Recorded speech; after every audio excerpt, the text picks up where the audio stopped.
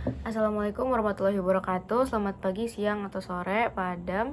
Perkenalkan, nama saya Tiara Nafizah Ramdhani dari Teknik Metalurgi dan Material Angkatan 2023 dengan NPM 23062055544. Kali ini akan menjawab beberapa pertanyaan terkait XRF dan XPS.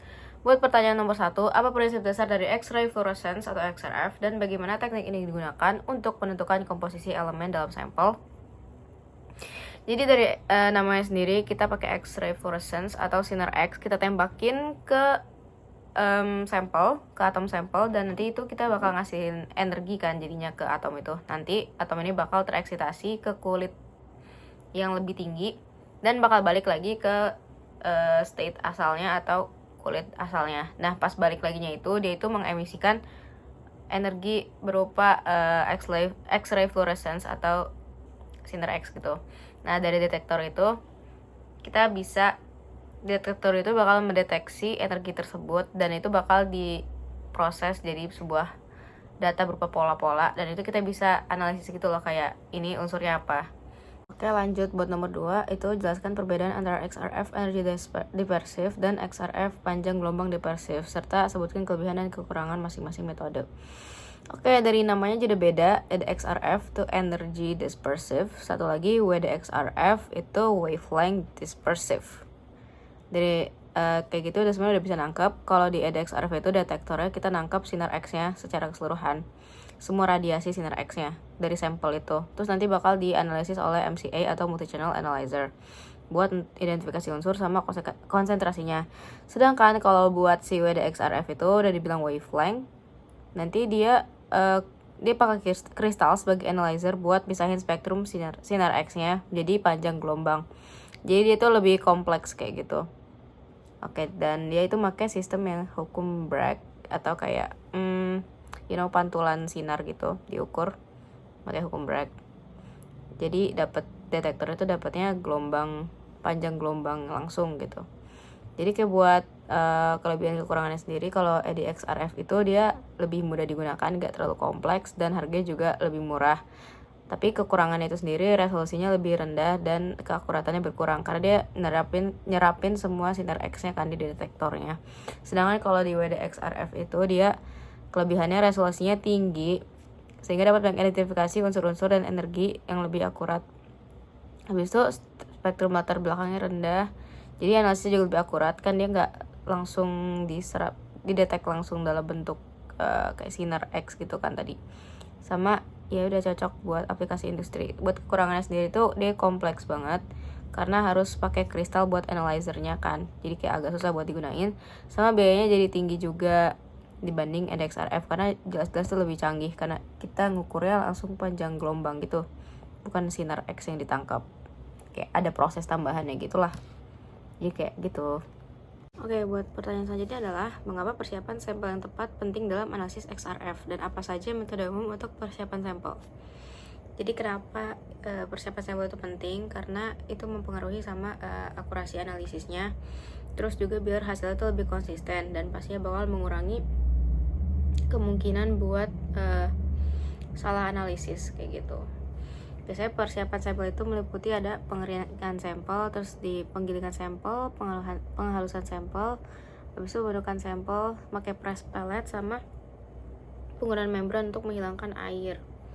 Itu buat yang XRF itu sendiri. Jadi kayak sampelnya dikeringin, terus kayak dipastiin air tuh nggak ada. Jadi biar lebih akurat di sampelnya yang mau diuji gitu. Sama ya udah kayak gitu aja. Oke, lanjut. Buat pertanyaan nomor 4, sebutkan beberapa aplikasi industri yang umum menggunakan XRF dan jelaskan mengapa teknik ini lebih dipilih dibanding metode analisis lainnya. Oke, contoh-contoh industri yang pakai itu biasanya ada buat di industri logam dan manufaktur. Itu biasa buat analisis kayak itu ada kandungan unsur apa sih, ada paduan apa sih di dalam situ, paduan besi kah, aluminium atau nikel dan segalanya. Terus industri pertambangan juga bisa. Dia itu bisa nentuin kayak kandungan logam berharga seperti emas, perak, dan mineral lain-lainnya tuh secara cepat dan akurat. Habis itu ada industri minyak dan gas juga sama buat kayak ngedeteksi adanya kandungan logam atau mineral atau minyak di dalam situ kan. Sama ada arkeologi dan konservasi. Jadi kayak dengan XRF kita tuh bisa cari tahu gitu loh, kayak ini artefak ini tuh tanggalnya dari kapan sih, asal usulnya itu di mana dan kapan, kayak gitu. Sama satu lagi di farmasi buat cek kandungan obat itu juga bisa. Dan kenapa biasanya XRFDP itu biasanya karena itu gak ngerusakin material sama sekali atau non destruktif. Habis itu dia juga cepat dan akurat, bisa buat analisis unsur multi elemen atau kandungan unsurnya banyak gitu. Habis itu dia tuh enak dipakainya, kayak portable, bisa di mana-mana, sama biaya pemeliharaannya rendah kayak dibanding metode analisis lainnya. Ini juga kayak ekonomisnya lebih murah gitu loh. Oke, itu dipilih. Oke, buat pertanyaan selanjutnya yaitu identifikasi dan jelaskan beberapa interferensi yang dapat terjadi dalam analisis XRF dan bagaimana cara mengatasinya. Jadi interferensi yang dapat terjadi itu ada banyak sebenarnya. Interferensi matriks sendiri adalah karena adanya unsur lain dalam sampel yang mempengaruhi intensitas radiasi yang kita ukur ini. Nah, jadi ada penyerapan radiasi. Unsur seperti klorin yang ada dalam PVC itu dia nyerap fluorescence, jadi kayak mengurangi intensitas yang diukur. Habis itu ada hamburan radiasi atau hamburan radiasi primer dapat memberikan kontribusi besar pada spektrum latar belakang, terutama dalam sampel plastik. Sama ada juga eksitasi sekunder. Jadi eksitasi sekunder itu adalah kayak elemen lain dalam sampel. Kayak dia meningkatkan intensitas unsur lain dalam sampel. Contohnya kadmium yang terganggu oleh bromin. Terus ada juga merkuri juga terganggu oleh bromin. Terus ada juga yang dan lain-lain kayak gitu. Terus kayak gimana sih cara buat mengurangi hal tersebut atau mencegah hal tersebut? Pertama tuh kalibrasi alatnya harus benar. Habis itu sampelnya juga harus, persiapan sampel harus benar juga, kayak ukurannya itu sama semua atau seragam, atau kayak juga sampelnya harus ada di titik tertentu gitu. Misalnya kita ada plastik terus ada kayak coatingnya gitu. Nah biasanya itu sampelnya harus didestruktif dulu, terus biar dapat bagian yang kita mau analisis. Jadi kayak kita analisis sampel yang di uncoating kayak gitu. Terus udah permukaannya juga jangan terlalu yang kecil banget, karena itu bakal kurang akurat lah hasilnya. Sama kalau bisa sampelnya tuh ada banyak, jadi kayak kita bisa hitung kayak presisinya tuh seperti apa, dan akurasinya juga pasti bakal lebih tinggi kayak gitu. Buat pertanyaan selanjutnya itu buat XPS atau X-ray photoelectron spectroscopy. Apa prinsip dasar dari XPS dan bagaimana teknik ini digunakan untuk analisis permukaan material? Jadi XPS sendiri itu merupakan analisis emang khusus buat permukaan material, karena kedalamannya itu cuma bisa sekitar kayak 5 nanometer maksimal. Terus itu caranya adalah pengukuran fotoelektron yang dihasilkan ketika sampel dipaparkan oleh sinar X. Jadi si sampel bakal dikenain oleh sinar X dan nanti pasti ada elektron yang keluar berupa fotoelektron dari sampelnya itu sendiri. Nah itu bakal diukur kayak ketahuan kayak jumlah elektronnya itu berapa dan binding energinya berapa. Nanti kita dapat plot itu kayak peaknya gitu, dan kita bisa cari tahu kayak itu unsurnya apa sih dari ikatan atom tersebut. Jadi kayak ya udah sinar X dikenain ke permukaan sampel, ngeluarin elektron, terus kayak terukur gitu fotoelektronnya. Itu juga berhubungan sama energi kimia juga, karena energi kinetik, karena tergantung sama energi ikatan atom. Udah nanti akhirnya diperoleh deh unsurnya apa kayak gitu. Buat pertanyaan selanjutnya yang ketujuh yaitu jelaskan batas-batasan dari pengukuran elemen dengan menggunakan XPS. Nah dari XPS sendiri itu ada keterbatasan buat menganalisis kedalaman material. Kayak XPS itu cuma buat permukaan doang, dia tuh sampai sekitar 10 nanometer doang, jadi nggak bisa ngukur kayak unsur-unsur material yang ada di bawah-bawahnya lagi, jadi kayak khusus permukaan. Nah selain itu juga kayak XPS juga terbatas dalam mendeteksi unsur-unsur dalam konsentrasi rendah, karena terutama buat unsur-unsur dengan nomor atom yang rendah, karena intensitas fotoelektronnya itu kecil banget, jadi kayak kadang tuh nggak terdeteksi dan nggak terukur Jadi itu keterbatasannya di situ. Yang pertama tuh dia buat kedalamannya, jadi cuma bisa di permukaan. Sama yang kedua itu buat energi atomnya yang kecil itu kadang gak kedeteksi gitu. Oke, selanjutnya buat pertanyaan nomor 8.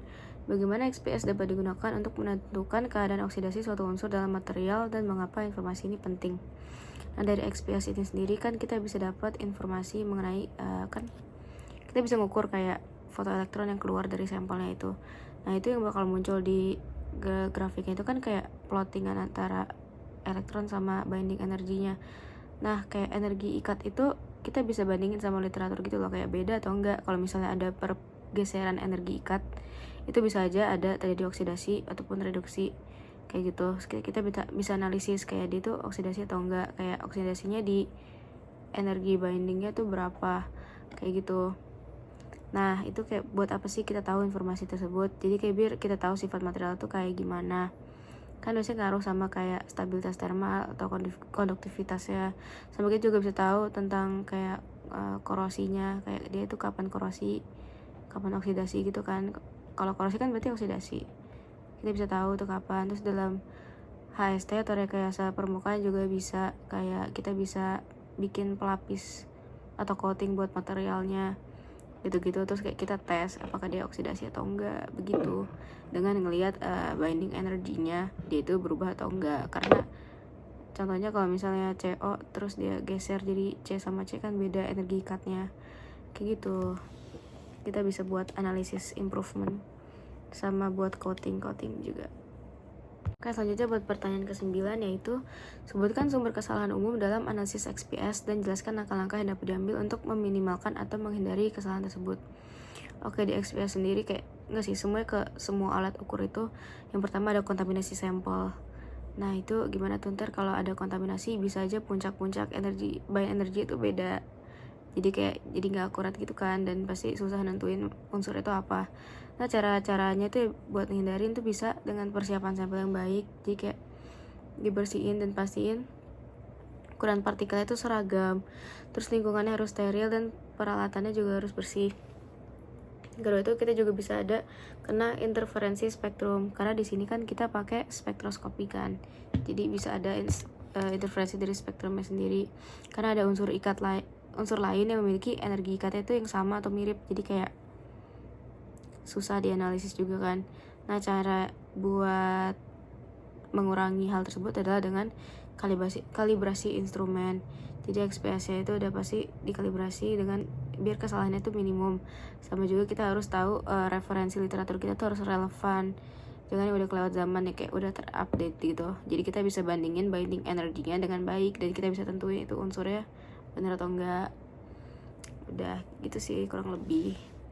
Buat pertanyaan terakhir adalah deskripsikan satu aplikasi praktis di mana XPS digunakan secara luas dalam penelitian material dan jelaskan mengapa teknik ini dipilih dibandingkan metode analisis permukaan lainnya. Nah, jadi di XPS sendiri tuh dipakai juga buat pengaplikasian material semikonduktor. Kan tuh buat kasih tahu kayak material ini konduktivitasnya tuh kayak gimana, terus reaksi termalnya itu kayak gimana, keadaan kimia permukaan material itu kayak gimana. Kan semikonduktor mempengaruhi sifat-sifat elektroniknya gitu kan. Itu juga bisa analisis keadaan oksidasinya.